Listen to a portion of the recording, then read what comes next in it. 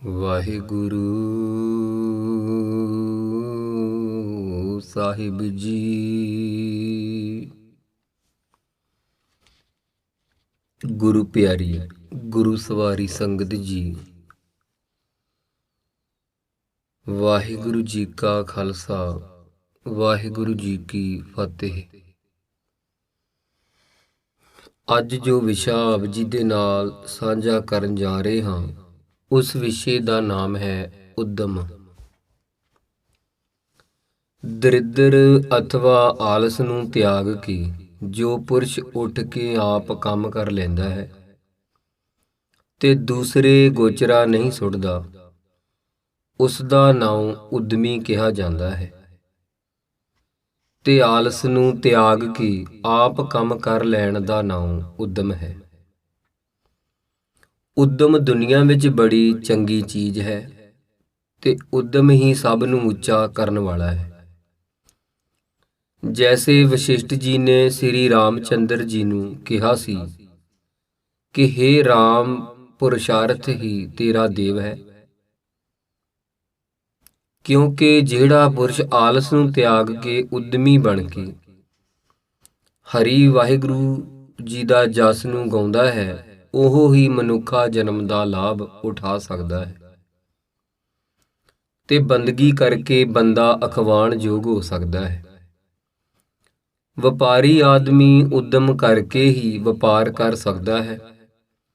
ਵਾਹੀ ਖੇਤੀ ਕਰਨ ਵਾਲਾ, ਪਾਂਧੀ ਫੌਜੀ ਕੰਮ ਕਰਨ ਵਾਲੇ, ਤਮਾਸ਼ਾ ਆਦਿਕ ਕਰਨ ਵਾਲੇ, ਹਰ ਇੱਕ ਜੀਵ ਆਪੋ ਆਪਣਾ ਕੰਮ ਉਦਮ ਕਰਕੇ ਹੀ ਕਰ ਸਕਦੇ ਹਨ। ਇਸੇ ਵਾਸਤੇ ਤਾਂ ਰਾਜਨੀਤ ਵਾਲੇ ਨੇ ਕਿਹਾ ਹੈ, ਬਿਨ ਉਦਮ ਕਹੋ ਕੌਣ ਕੋ ਮਿਲੇ ਤੇਲ ਤਿਲ ਮਾਹੀ, ਬਿਨਾ ਹਿਲਾਏ ਕਰਕੇ ਕੈਸੇ ਗਰਾਸ ਪੇਟ ਮਹਿ ਜਾਏ। ਭਾਵੇਂ ਤੇਲ ਤਿਲਾਂ ਵਿੱਚ ਹੁੰਦਾ ਹੈ, ਪਰ ਉਦਮ ਕੀਤੇ ਤੋਂ ਬਿਨਾ ਨਿਕਲ ਨਹੀਂ ਸਕਦਾ। ਭਾਵੇਂ ਪ੍ਰਸ਼ਾਦਾ ਅੱਗੇ ਰੱਖਿਆ ਹੋਵੇ, ਹੱਥ ਹਿਲਾਏ ਤੋਂ ਬਿਨਾ ਛਕਿਆ ਨਹੀਂ ਜਾਂਦਾ। ਮੁਸ਼ਕਲ ਤੋਂ ਮੁਸ਼ਕਲ ਕੰਮ ਵੀ ਉਦਮ ਨਾਲ ਛੇਤੀ ਹੋ ਸਕਦਾ ਹੈ। ਗੁਰੂ ਮੱਤ ਵਿੱਚ ਵੀ ਉਦਮ ਕਰਨ ਦੀ ਬਾਬਤ ਬਹੁਤ ਉਪਦੇਸ਼ ਗੁਰੂ ਜੀ ਨੇ ਦਿੱਤਾ ਹੈ। ਜੈਸੇ ਕਾਲ ਖਾਏ ਕਿਛ ਹੱਥੋਂ ਦੀ, ਨਾਨਕ ਰਾਹ ਪਛਾਣੈ ਸੀ। ਤੇ ਦੱਸਿਆ ਹੈ ਕਿ ਧਰਮ ਦੀ ਕਮਾਈ ਕਰਕੇ ਵੰਡ ਛਕਣਾ ਹੀ ਠੀਕ ਹੈ। ਆਲਸੀ ਪੁਰਸ਼ ਜਿਹੜੇ ਕਿ ਵਿਹਲੇ ਰਹਿ ਕੇ ਲੋਕਾਂ ਦੇ ਸਿਰ ਤੇ ਗੁਜ਼ਾਰਾ ਕਰਦੇ ਹਨ, ਉਹ ਨਿੰਦਣਯੋਗ ਹਨ।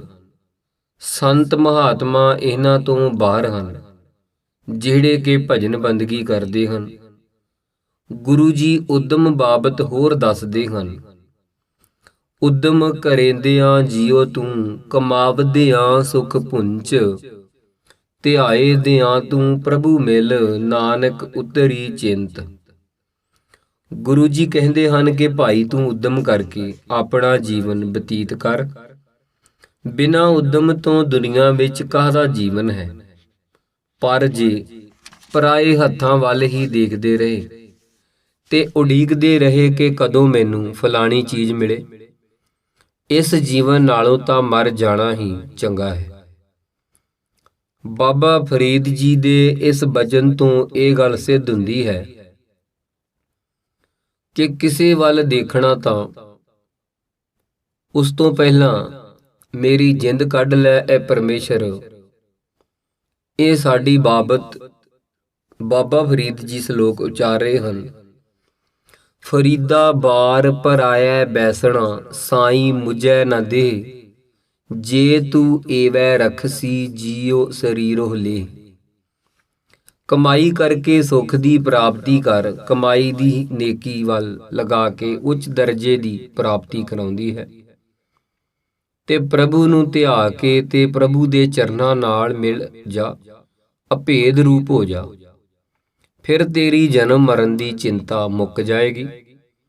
ਸਾਹਿਬ ਅੱਗੇ ਹੋਰ ਦੱਸਦੇ ਹਨ, ਅਗਾਹਾ ਕੂ ਤਰਾਗ ਪਿੱਛਾ ਫੇਰ ਨ ਮੋਢੜਾ, ਨਾਨਕ ਸਿਜ ਅਵੇਹਾ ਵਾਰ ਬਹੁੜ ਨ ਹੋਵੀ ਜਨਮੜਾ। ਫਿਰ ਸ਼ਲੋਕ ਕਬੀਰ ਸਾਹਿਬ ਜੀ ਆਪਣੇ ਉਚਾਰਦੇ ਹਨ। ਕਬੀਰ ਕਾਲ ਕਰੰਤਾ ਅਬਹਿ ਕਰ, ਅਬ ਕਰਤਾ ਸੋਏ ਤਾਲ, ਪਾਛੈ ਕਛੂ ਨ ਹੋਏਗਾ, ਜੋ ਸਿਰ ਪਰ ਆਵੈ ਕਾਲ। ਜਿਨ੍ਹਾਂ ਨੇ ਉਦਮ ਕਰਕੇ ਆਪਣਾ ਜੀਵਨ ਸਵਾਰ ਲਿਆ ਹੈ ਉਹ ਹੀ ਚੰਗੇ ਹਨ, ਤੇ ਜਿਨ੍ਹਾਂ ਆਲਸ ਕਰਕੇ ਕੁਝ ਨਹੀਂ ਕੀਤਾ ਉਹ ਜਨਮ ਮਰਨ ਦੇ ਗੇੜ ਵਿੱਚ ਹੀ ਰਹਿਣਗੇ। ਧਰਮ ਦੀ ਕਿਰਤ ਕਰਕੇ ਜੋ ਨਿਰਵਾਹ ਕਰਦੇ ਹਨ ਉਹੀ ਉਦਮੀ ਹਨ ਤੇ ਆਪ ਸੁਖੀ ਹਨ ਤੇ ਹੋਰਨਾਂ ਨੂੰ ਸੁਖ ਦਿੰਦੇ ਹਨ। ਇਸੇ ਵਾਸਤੇ ਹੱਥੀਂ ਕੰਮ ਕਰਨਾ ਹੀ ਠੀਕ ਹੈ। ਜੈਸੇ ਸਾਖੀ ਹੈ ਕਿ ਇੱਕ ਸਮੇਂ ਸ੍ਰੀ ਤਰਲੋਚਨ ਜੀ ਨਾਮਦੇਵ ਜੀ ਪਾਸ ਆਏ ਤੇ ਸ੍ਰੀ ਨਾਮਦੇਵ ਜੀ ਅੱਗੇ ਕੰਮ ਕਰ ਰਹੇ ਸਨ। ਸ੍ਰੀ ਤਰਲੋਚਨ ਜੀ ਦੇਖ ਕੇ ਕਹਿਣ ਲੱਗੇ, ਜੋ ਭਗਤ ਕਬੀਰ ਸਾਹਿਬ ਜੀ ਨੇ ਆਪਣੇ ਸ਼ਲੋਕਾਂ ਰਾਹੀਂ ਇਹ ਬਚਨ ਉਚਾਰਿਆ ਹੈ, ਨਾਮਾ ਮਾਇਆ ਮੋਹਿਆ ਕਹਿ ਤਰਲੋਚਨ ਮੀਤ, ਕਾਹੇ ਸ਼ੀਪੋ ਸ਼ਾਇਲੈ RAM ਨ ਲਾਵੋ ਚੀਤ। ਹੇ ਨਾਮਦੇਵ ਜੀ, ਤੈਨੂੰ ਮਾਇਆ ਨੇ ਮੋਹ ਲਿਆ ਹੈ, ਅਥਵਾ ਤੂੰ ਮਾਇਆ ਦੇ ਮੋਹ ਵਿੱਚ ਪੈ ਕੇ ਕੱਪੜੇ ਛਾਪ ਰਿਹਾ ਹੈ। RAM ਦਾ ਨਾਮ ਕਿਉਂ ਨਹੀਂ ਯਾਦ ਕਰਦਾ? ਇਤਨੀ ਗੱਲ ਸੁਣ ਕੇ ਸ੍ਰੀ ਨਾਮਦੇਵ ਜੀ ਭਗਤ ਕਬੀਰ ਸਾਹਿਬ ਜੀ ਦੇ ਸ਼ਲੋਕਾਂ ਰਾਹੀਂ ਹੀ ਉਚਾਰਨ ਇਹ ਸ਼ਲੋਕ, ਨਾਮਾ ਕਹਿ ਤਿਲੋਚਨਾ ਮੁਖ ਤੇ RAM ਸੰਭਾਲ, ਹਾਥ ਪਾਉ ਕਰ ਕਾਮ ਸਭ ਚੀਤ ਨਿਰੰਜਨ ਨਾਲ। ਹੇ ਤਰਲੋਚਨ ਜੀ, ਚਿੱਤ ਵਿੱਚ RAM ਨਾਮ ਯਾਦ ਕਰਨਾ ਚਾਹੀਦਾ ਹੈ ਤੇ ਹੱਥਾਂ ਪੈਰਾਂ ਨਾਲ ਕੰਮ ਕਰਨਾ ਚਾਹੀਦਾ ਹੈ। ਇਹ ਪੁਕਾਰ ਸੁਣ ਕੇ ਸ੍ਰੀ ਤਰਲੋਚਨ ਜੀ ਬੜੇ ਪ੍ਰਸੰਨ ਹੋਏ। ਗੁਰੂ ਜੀ ਇੱਕ ਹੋਰ ਜਗ੍ਹਾ ਐਸਾ ਉਦਮ ਕਰਨ ਦਾ ਉਪਦੇਸ਼ ਦਿੰਦੇ ਹਨ। ਸਤਿਗੁਰੂ ਜੀ ਫਰਮਾਉਂਦੇ ਹਨ, ਉਦਮ ਕਰੋ ਵਡਭਾਗੀ ਹੋ, ਸਿਮਰੋ ਹਰਿ ਹਰਿ ਰਾਏ, ਨਾਨਕ ਜਿਸ ਸਿਮਰਤ ਸਭ ਸੁਖ ਹੋਵੇ ਹੈ, ਦੁਖ ਦਰਦ ਭਰਮ ਜਾਏ।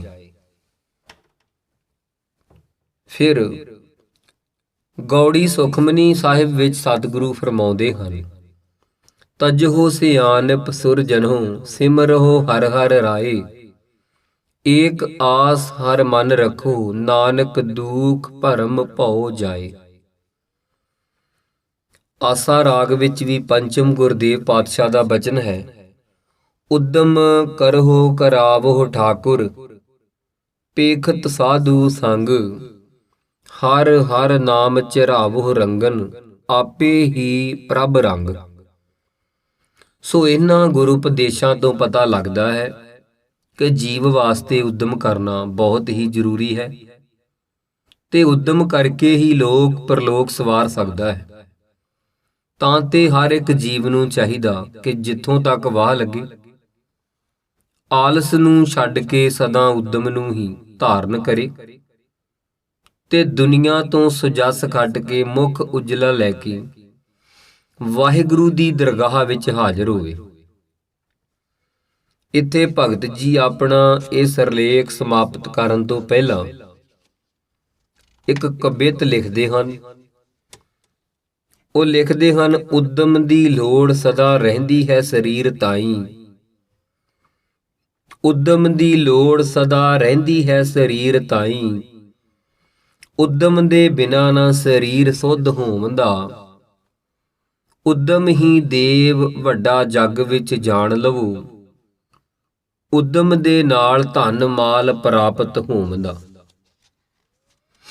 ਆਲਸੀ ਨੂੰ ਘਾਟਾ ਰਹਿੰਦਾ ਹਰ ਇੱਕ ਚੀਜ਼ ਸੰਦਾ, ਘਰ ਘਰ ਬੂਹੇ ਬੂਹੇ ਫਿਰ ਖਵਾਰ ਹੋਵੰਦਾ।